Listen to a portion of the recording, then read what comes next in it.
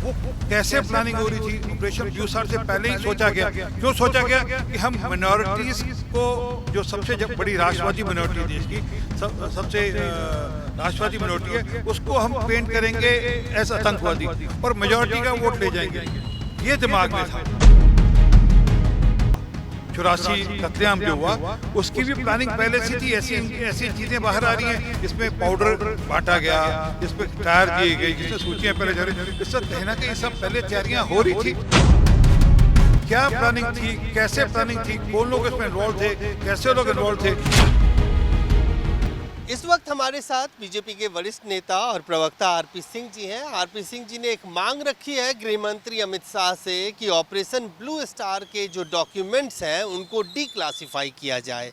ऐसा उन्होंने इस वक्त क्यों कहा, उनसे ही बात करते हैं। आरपी सिंह जी, सबसे पहले तो स्वागत है। और ये मांग कि डीक्लासिफाई किया जाए डॉक्यूमेंट ऑपरेशन ब्लू स्टार का, वो उसके पीछे वजह क्या है? देखिए, पहली बात तो हमने ये भी कहा कि मोदी जी का धन्यवाद कि उनके चलते हुए सज्जन कुमार जैसे लोग, बड़े लोग आज जेल में, और काफ़ी सारे लोग जेल में गए हैं। ये मोदी सरकार जी के चलते हुआ। परंतु जो मैंने उसके आगे बात जोड़ी कि 1984 जो हुआ वो ऑपरेशन ब्लू स्टार हो या उसके बाद के जो घटना चक्र है, ऐसी जानकारियाँ अब पब्लिक डोमेन में है कि वो पहले से प्लान किया गया था। एक रॉ के अफसर हैं सिद्धू, उन्होंने अपनी किताब में लिखा है कि ये बहुत पहले और एडवांस में प्लान किया गया था। और उन्होंने तो ये भी लिखा कि ऑपरेशन 1 ऑपरेशन 2 था, सारा अकबर रोड से सारा प्लान किया जा रहा था। अगर वो ये सब लिख रहे हैं कि ऑपरेशन 1 ऑपरेशन 2 था और उस किताब को किसी ने चैलेंज नहीं किया, किसी कांग्रेसी नेता ने या किसी और अधिकारी ने जाकर उसके खिलाफ कोई कोर्ट में नहीं किया, कचहरी नहीं किया, तो उसको सच मानने हैं। अगर ये तथ्य हैं और इसके अलावा और भी कई तथ्य हैं जिनके कारण से जानकारी आनी चाहिए, क्योंकि ऐसी जानकारी आती है कि संजय गांधी ने बहुत एडवांस में, बहुत पहले ये सोचकर ये प्लानिंग बनाई, जिसमें तब अरुण सिंह, अरुण नेहरू, कमलनाथ, ये उनकी टीम का हिस्सा थे और ये सब के सब वहाँ पे ये सब प्लानिंग करते थे। अगर ये सब हो रहा था और ये सारी प्लानिंग हो रही थी, तो वो कैसे प्लानिंग हो रही थी। ऑपरेशन ब्लू स्टार से पहले ही सोचा गया। क्यों सोचा गया कि हम मिनॉरिटीज़ को, जो सबसे बड़ी राष्ट्रवादी मिनॉरिटी देश की सबसे राष्ट्रवादी मिनॉरिटी है, उसको हम पेंट करेंगे एज आतंकवादी और मेजॉरिटी का वोट ले जाएंगे। ये दिमाग में था कि हम मेजॉरिटी वोट कैसे ले जाएं। राजनीति के चलते हुए, वोट की राजनीति के चलते हुए आपने देश में इतना बड़ा घटना चक्कर कर दिया, देश में इतना बड़ा बॉर्डर कर दिया, देश में कत्लेआम करा दिया। और दिल्ली में भी जो हुआ 84 कत्लेआम जो हुआ, उसकी भी प्लानिंग पहले से थी। ऐसी चीज़ें बाहर आ रही हैं जिसमें पाउडर बांटा गया, जिसमें टायर दिए गए, जिसमें सूचियां पहले जा रही, इससे कहीं ना कहीं सब पहले तैयारियां हो रही थी। और ये तैयारियां पहले हो रही थी तो इसकी जानकारी जनता, मिसेस गांधी की हत्या हो गई, परंतु ये तैयारी पहले से थी। अगर मिसेस गांधी की हत्या नहीं होती तब भी इस प्रकार होना था। तो ये जानकारियाँ पब्लिक डोमेन में आनी चाहिए कि क्या प्लानिंग थी, कैसे प्लानिंग थी, कौन लोग इसमें इन्वॉल्व थे, कैसे लोग इन्वॉल्व थे। क्योंकि उस समय जो लोग इन्वॉल्व थे वो डॉक्यूमेंट भी बाहर आए, उन जो समय सरकार के डॉक्यूमेंट है। आई.के. गुजराल साहब नरसिम्हा राव साहब के पास जाते हैं, नरसिम्हा राव साहब से कहते हैं कि आप कृपा कर आर्मी बुलाइए। नरसिम्हा राव हाथ खड़े कर देते हैं, कहते हैं मेरे हाथ में नहीं है, फैसले कहीं और हैं। भाई, स्टेट, देश का होम मिनिस्टर कह रहे हैं फैसले कहीं और हो रहे हैं, वो कहाँ हो रहे थे फैसले, उसकी जानकारी आनी चाहिए। जहाँ ढींगरा साहब की जो SIT है, जो लास्ट इसकी रिपोर्ट आई है, उसमें उन्होंने कहा कि पुलिस पे, एडमिनिस्ट्रेशन पे, जुडिशरी पे कोई ना कोई लोग थे जो उनको मैनेज कर रहे थे। कोई इनविजिबल हैंड था, अदृश्य हाथ था। तो भाई वो अदृश्य हाथ कौन सा, वो जानकारी आनी चाहिए। और उसमें जो डॉक्यूमेंट, एविडेंस ऑन रिकॉर्ड है, सबका सब पब्लिक डोमेन में आनी चाहिए। RN काउ नाम से एक अधिकारी थे, जो रॉ के पहले अधिकारी थे, बाद में मिसेस गांधी के सिक्योरिटी हेड थे। उन्होंने कहा, लगातार कहा कि ब्रीच हो रही है सिक्योरिटी में। उस उनके कहने के बावजूद भी एक्शन क्यों नहीं हुआ। आज तक उनकी जो डॉक्यूमेंट है, जो उन्होंने डॉक्यूमेंट थे, वो आज भी नेहरू मेमोरियल में पड़े हुए हैं। वो डिक्लासिफाई क्यों नहीं किए जा रहे, वो जन तक क्यों नहीं किए जा रहे। जब वो जन तक होंगे, जब पब्लिक के सामने सार्वजनिक होंगे, तो जानकारी आएगी भी क्या कारण थे, कैसे प्लानिंग बनी। ये 80 के दशक से प्लानिंग बनते बनते 84 तक चली। इसके पीछे किसका दिमाग था, कौन लोग थे। हालांकि जो डॉक्यूमेंट आते हैं उसमें स्पष्ट है कि संजय गांधी, राजीव गांधी उसमें इन्वॉल्व थे।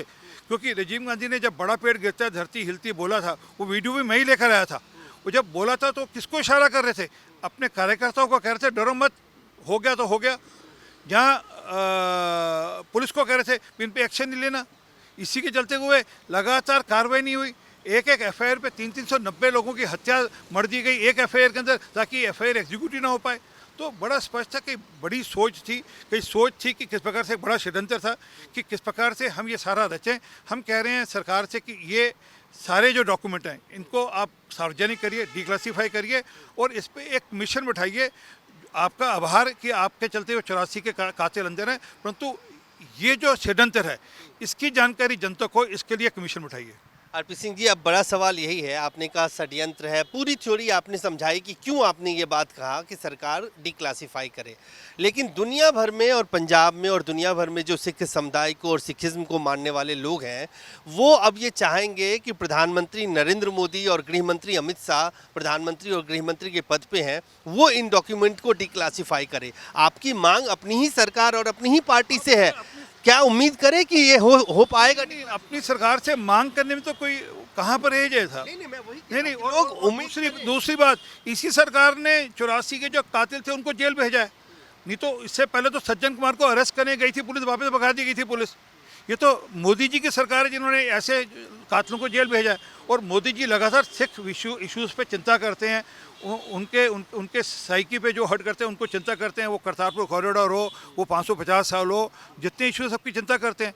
इसलिए हमने निवेदन किया है होम मिनिस्टर साहब से, क्योंकि उनके डोमेन में डॉक्यूमेंट डिक्लासीफाई करना, वो डिक्लासीफाई करते हैं तो जरा जानकारी हो जाएगी, पता लग जाएगा कमलनाथ का क्या रोल था, जहाँ अरुण सिंह का क्या रोल था, जहाँ अरुण नेहरू का क्या रोल था, जहाँ राजीव गांधी का, जहाँ संजय गांधी का क्या रोल था, यहाँ उस समय के जो पुलिस अधिकारी थे वो किसके दबाव में काम कर रहे थे।